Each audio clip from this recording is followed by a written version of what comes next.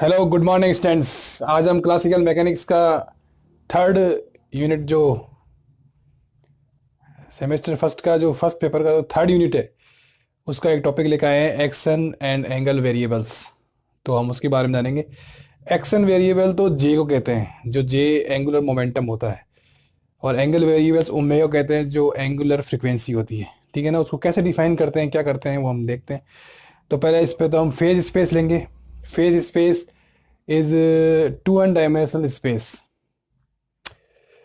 Their Hamiltonian of the system is the function of position and momentum generalized coordinates. तो Hamiltonian को इस तरह से हम डिफाइन करेंगे, एच कैप बराबर एच कैप क्यू पी। ये इक्वेशन नंबर हो जाएगी 1। क्यू तो पोजीशन है और पी मोमेंटम है। एच कैप बराबर H cap Q P. This is the Hamiltonian of the system. अब यदि हमारा जो सिस्टम है वो कंजर्वेटिव है, कंजर्वेटिव मतलब संरक्षित निकाय है, कंजर्वेटिव सिस्टम है, तो उसका हैमिल्टोनियन होगा, वो कांस्टेंट होगा। Hamiltonian of this system is constant. तो हम लिख सकते हैं एच बराबर एच क्यू पी बराबर alpha one. This is constant. ये इक्वेशन नंबर 2। ठीक है ना। अब ऐसे हम इसमें एग्जाम्पल लेते हैं। फॉर एग्जाम्पल कि Hamiltonian for the simple harmonic motion oscillator. Simple harmonic motion oscillator के लिए जो हैमिल्टोनियन होगा उसको किस प्रकार से लिखते हैं। एच कैप, एक तो आएगा एच कैप टोटल एनर्जी होती है, टोटल एनर्जी कांस्टेंट है कंजर्वेटिव सिस्टम की। अब हम एस एच एम ऑसिलेटर ले रहे हैं, उसकी टोटल एनर्जी एच कैप। ठीक है ना। तो एक तो आएगी काइनेटिक एनर्जी, उसको लिखेंगे हम P square upon 2m, plus एक आएगी पोटेंशियल एनर्जी के 1/2 के क्यू स्क्वायर, स्थितिज ऊर्जा और गतिज ऊर्जा। ठीक है, उसका योग टोटल एनर्जी। अब एच की जगह हमने एल्फा वन इक्वेशन 2 में लिख रखा है कांस्टेंट, क्योंकि कंजर्वेटिव सिस्टम है। तो एल्फा वन ले लेंगे P square upon 2m plus 1/2 के क्यू स्क्वायर। ये हमारे पास में इक्वेशन आ जाएगी। ठीक है ना। ये इक्वेशन नंबर, चलो इसको लगाएंगे नहीं, अब हम इसको थोड़ा चेंज करेंगे। कौन सी, इलिप्सॉइड दीर्घवृत्त की जो इक्वेशन होती है ना, X square upon A square plus Y square upon B square बराबर 1, वो इक्वेशन होती है, उस रूप में लाएंगे इसको। तो हम लिखेंगे P square upon 2m alpha one, इसकी होल घात हो जाएगी 1/2, और इसको ले लेंगे स्क्वायर। ठीक है, ऐसे लिख सकते हैं एल्फा वन को यहाँ लगे। इसी प्रकार से क्यू स्क्वायर लिखते हुए 2 एल्फा वन अपॉन के, इसकी होल घात हो जाएगी 1/2, और इसको लिख देंगे स्क्वायर, और ये आ जाएगा 1। ये इक्वेशन नंबर 3, याद रखना, इसको नोट डाउन कर लो। इक्वेशन 3, तो इसमें ये x है, ये y है। q तो है x और p है y। तो ये a है, ये b है। तो जो दीर्घवृत्त बनेगा वो इस प्रकार से बन जाएगा। ठीक है ना। ये इसकी दीर्घ अक्ष, ये इसकी लघु अक्ष, ये मूल बिंदु। ठीक है ना। और इधर आ जाएगा P और इधर आ जाएगा Q।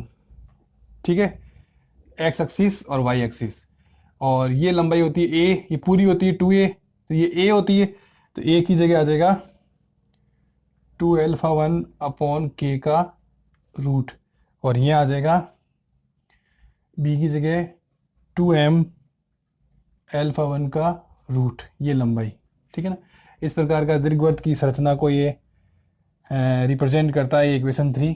तो ये एक सिंपल हार्मोनिक मोशंस की टोटल एनर्जी की इक्वेशन से हमने दीर्घवृत्त का रूप दे दिया। मतलब कि जो हमारा जो हैमिल्टोनियन है वो मूव कर रहा है इस इलिप्सोइडल पथ पर। Hamiltonian is moving in ellipsoidal पथ।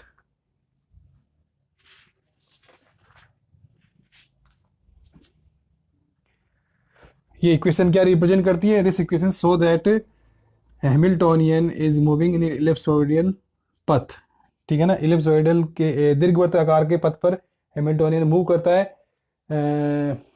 जो कि सिंपल हार्मोनिक ऑसिलेटर का हैमिल्टोनियन है, ठीक है ना। अब हम लेंगे फेज स्पेस।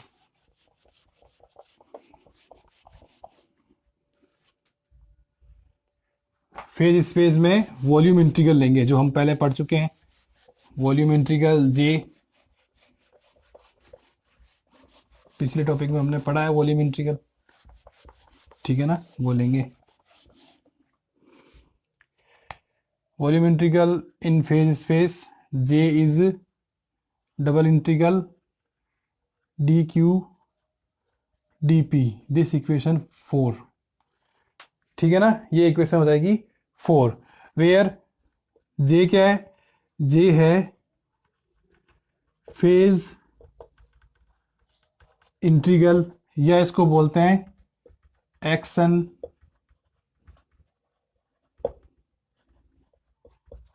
वेरिएबल, ठीक है ना। जे को बोलते हैं फेज इंटीग्रल या एक्शन वेरिएबल। तो यहाँ जे किस प्रकार से लिख सकते हैं, J equal to R cross P, इसको बोलते हैं angular momentum, angular momentum J is equal to R cross P. तो ये पी का फंक्शन हुआ जे, और पी में अल्फा 1 आ रहा है, तो हम लिख सकते हैं कि जो जे है, जे इज फंक्शन ऑफ अल्फा 1, ठीक है ना, ठीक है ना। और अल्फा 1 किससे रिलेटेड है, एच से, तो J is function of H. तो इन दोनों से ये रिप्रेजेंट होता है कि एच बराबर अल्फा 1। तो ये इक्वेशन नंबर आ जाएगी 5। हमें यहाँ ये इस इक्वेशन में यही दिखाना है कि जो जे है वो पी के पर निर्भर कर रहा है, पी और अल्फा 1 एक दूसरे पर निर्भर है, ठीक है ना।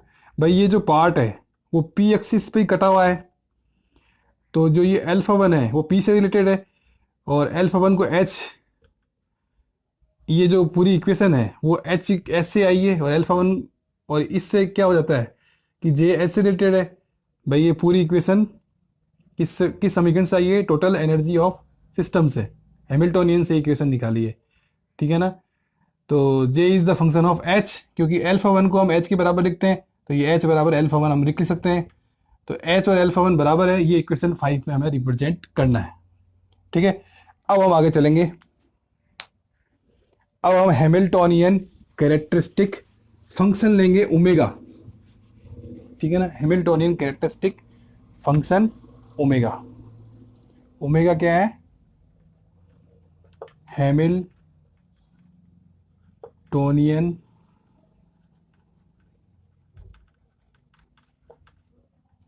कैरेक्टरिस्टिक फंक्शन, ठीक है ना। अब हम एक फलन लेते हैं ऐसे W, ठीक है ना, W जो कि फंक्शन है Q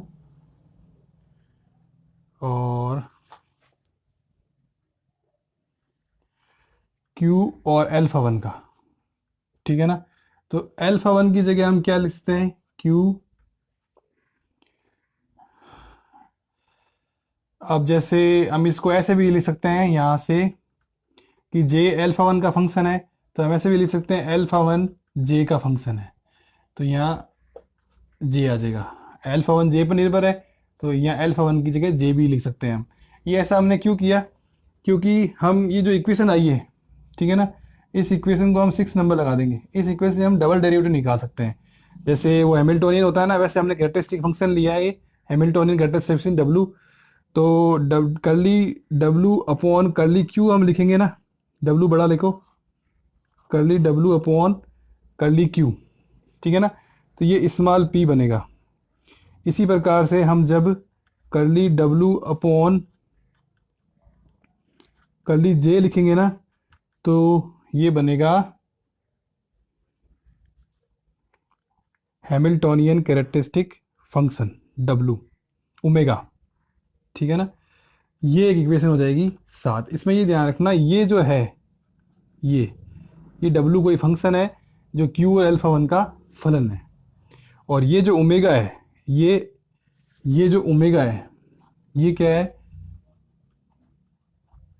एंगल वेरिएबल। ये जो ओमेगा है वो एंगल वेरिएबल है। तो ओमेगा को हम लिखते हैं curly W upon curly J with respect to, differentiate with respect to J. और क्यू के सापेक्ष करेंगे तो पी। ये थोड़ा सा इक्वेशन इंपॉर्टेंट है, इस पर नजर कर लेना। अब हम क्या करेंगे, Hamiltonian for the system is the function of action variable. हम हैमिल्टोनियन निकालेंगे उस सिस्टम के लिए जिसमें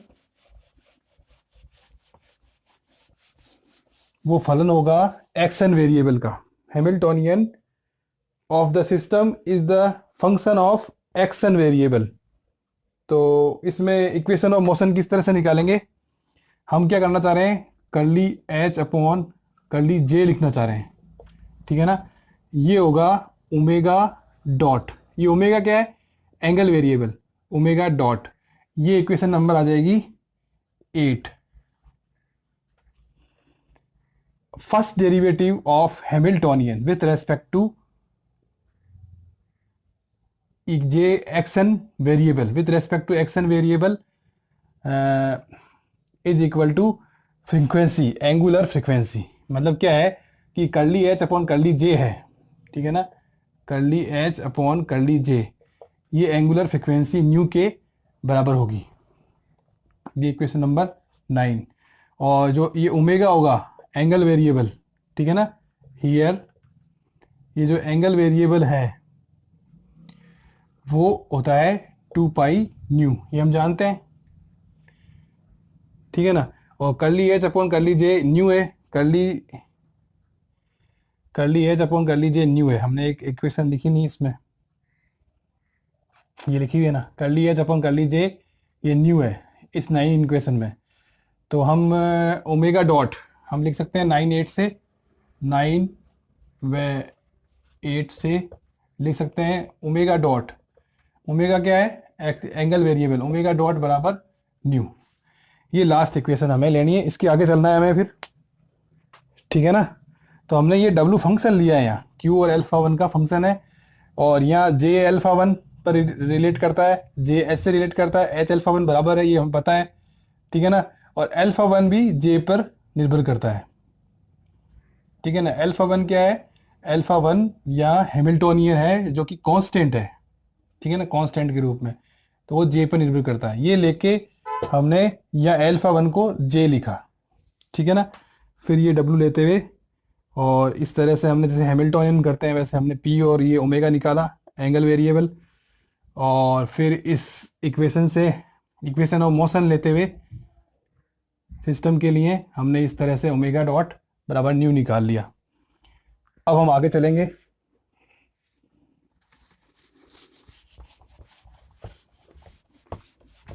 ओमेगा डॉट का मतलब है कि ये टाइम डेरिवेटिव है of angular variable.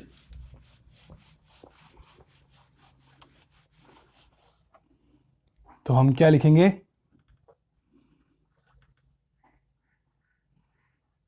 Curly omega D लिख देते हैं, D omega upon D T बराबर न्यू। फिर इसको लिख सकते हैं डी ओमेगा बराबर डी न्यू, इंटीग्रेशन लगा देंगे तो ये आ जाएगा ओमेगा बराबर न्यू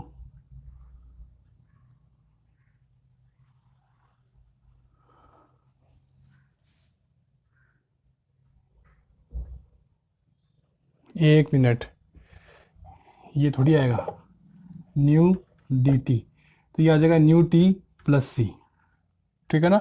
ये डी टी इधर आएगा, ये समाकलन करेंगे तो न्यू टी प्लस सी, ये इक्वेशन आएगा 10, ठीक है ना। फिर हम निकालेंगे डेल्टा ओमेगा, तो ये आ जाएगा न्यू डेल्टा टी, ये इक्वेशन आ जाएगा 11। सी में तो कोई चेंज होगा नहीं, अगर एंगल वेरिएबल में चेंज करेंगे तो वो टी में चेंज होगा, और डेल्टा टी बराबर न्यू डेल्टा टी, ये इक्वेशन हमारे पास में आ जाएगी। फिर हम ऐसा अनुमान लगाते हैं कि जो एंगल वेरिएबल में चेंज है, ये जो एंगल वेरिएबल में चेंज है डेल्टा ओमेगा, एंगल वेरिएबल में जो चेंज है वो किसी साइकिल के एक कंपोनेंट के अनुदिश होता है, along the one component of the cycle, change in angle variable along one component of the cycle. तो इसको हम कैसे लिखेंगे कि ये जो डेल्टा ओमेगा है इसको एल, तो कर्ली, ठीक है ना, ये जो कर्ली क्यू एल, ये जो ओमेगा के है, ओमेगा के मतलब जो एंगल वेरिएबल है, एंगल वेरिएबल का मान कितना होता है, यहाँ ले देता हूँ, ओमेगा के का मान होता है curly W, curly W upon curly J, ठीक है ना। तो ये के में लिखेंगे, यहाँ पर जो जे है वो तो कैपिटल क्यू के अनुसार है, और ये जो ओमेगा के है, ठीक है ना, वो कैपिटल पी के अनुसार है। एक मिनट, ऐसा नहीं है, वापस बताता हूँ। ये जो कैपिटल जे है, ठीक है ना, ये हमारे पास में है कैपिटल पी के अनुसार, क्योंकि ये एंगुलर मोमेंटम है और ये लीनियर मोमेंटम है, ठीक है ना। और ऐसे ही ये जो एंगल वेरिएबल है ओमेगा के, ये कैपिटल क्यू के अनुसार है, उसकी जगह है, मतलब उसके अनुसार इसमें इस टॉपिक में हमने ये लिया है कैपिटल क्यू के, ये न्यू कोऑर्डिनेट है, ठीक है ना, जनरलाइज फोर्स, ये ओमेगा के है एंगुलर एंगल वेरिएबल, ठीक है ना। ये तो समझाया है मैंने कि इस तरह से लेते हैं। तो हमने ये जो ओमेगा के का मान है curly W upon curly J के, हमारे पास ये लिखा हुआ था ओमेगा बराबर curly W upon curly J, ये हमने इक्वेशन नंबर लगभग 7 के लगभग आई थी, इसमें हमने ये लिया था। तो हम ये लिखेंगे इसमें curly W upon curly J, ठीक है ना। फिर इसको हम लिख देंगे डेल्टा ओमेगा के equal to sigma K L curly square, ये डब्लू अपॉन कर्ली जे के कर्ली क्यू एल, ठीक है ना, कर्ली क्यू एल।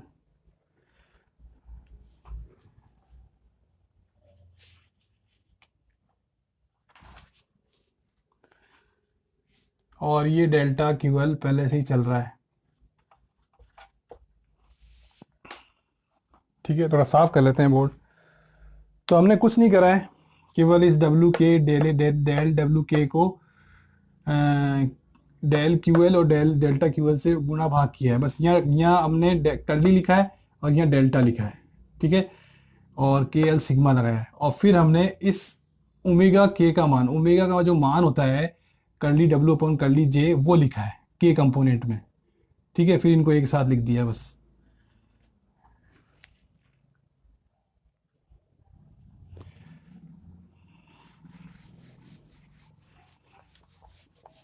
अब हमारे पास में P का मान क्या होता है, कर्ली W अपॉन, या कर्ली W फंक्शन जो होता है हमारे पास में, उसका डेरिवेटिव लेते हैं हम विथ रेस्पेक्ट टू Q, ठीक है ना। मैं लिख देता हूँ कि ये जो P का मान होता है वो क्या होता है curly W upon curly Q, ये हमने एक बार लिखा था, इक्वेशन कोई है 7 या 8,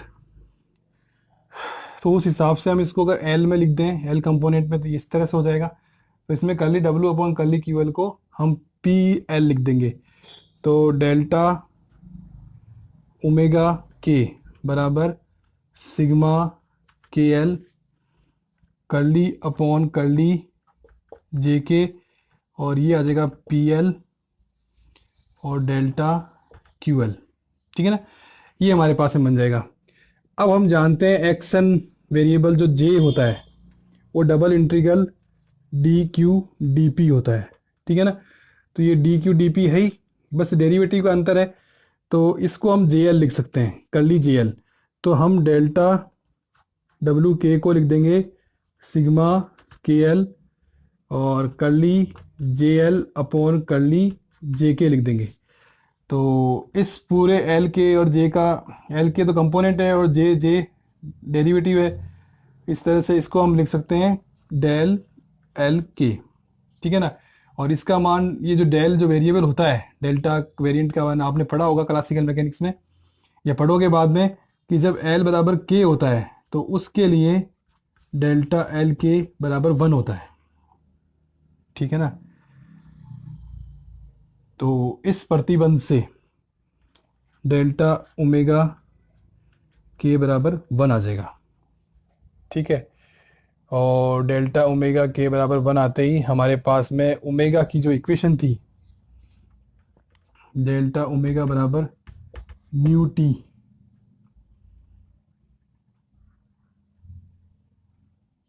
न्यू डेल्टा टी, ये इक्वेशन हमारे पास में थी। तो हमने जो डेल्टा ओमेगा के निकाला है 1, कैसे, डेल के एल का मान 1 करके, ठीक है ना। डिराक डेल्टा फंक्शन है ये, डिराक डेल्टा फंक्शन देखना अब आगे मिलेगा मैथमेटिकल फिजिक्स में। तो ये जो डेल्टा ओमेगा के, ये जो एंगल वेरिएबल है, ये न्यू डेल्टा टी के बराबर है और इसका मान आ गया 1, ठीक है ना। तो जो टाइम पीरियड है हमारे पास में is defined as in the term of frequency, ठीक है ना। टाइम पीरियड को हमने फ्रीक्वेंसी के रूप में दिखा दिया है, ठीक है। तो यह हमारा टॉपिक एक्शन एंड वेरिएबल का पूरा होता है। तो देखना आपको कैसा लगा ये टॉपिक। थोड़ा सा क्या है कि थोड़ा सा टिपिकल आ जाता है क्योंकि अलग अलग फॉर्म आ जाती है, परंतु मैंने इसको आसान करने के तरीके से समझाया है, ठीक है ना। आपके अगर समझ में आए तो आप ज़रूर कमेंट करिए, और कोई प्रॉब्लम हो तो बोलना, मैं आपको समझाऊंगा, ठीक है ना। ये डेल्टा एल के जो है ना, ये डिराक डेल्टा फंक्शन होता है, इसके बारे में डिटेल में पढ़ेंगे अपने बाद में। तो ये हमारा टॉपिक था।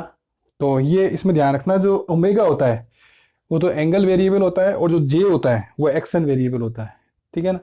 Thank you very much.